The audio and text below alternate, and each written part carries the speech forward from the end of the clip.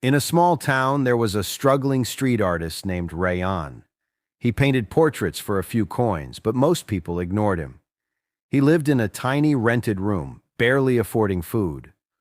One day, an old man in a dark coat approached Rayan and said, "I want a portrait, but there's a condition.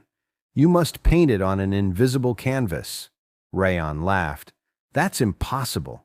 How will anyone see it?" The old man only smiled. "That's for you to figure out. I'll pay you more than anyone ever has." Desperate for money, Rayan agreed. Rayan sat in his room, staring at the blank wall. "How do you paint on something invisible?" Days passed, and he had no idea what to do. One night he went outside and saw a blind beggar struggling to cross the street. Rayan helped him, and in return the beggar said, "I cannot see faces, but I feel them in people's voices and kindness."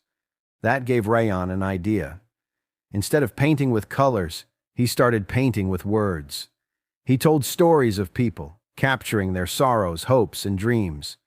He described a poor mother who gave her last piece of bread to her child, a tired factory worker who still smiled, a lonely old man who waited for a letter that never came.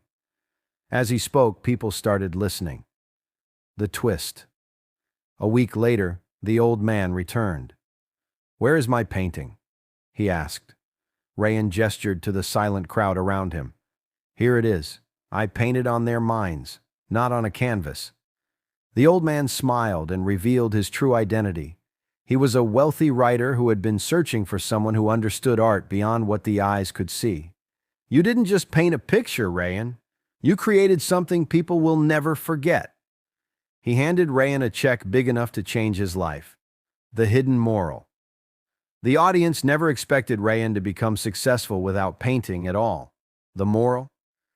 The greatest art is not what we see, but what we feel. True value is not in objects, but in the impact we leave on others.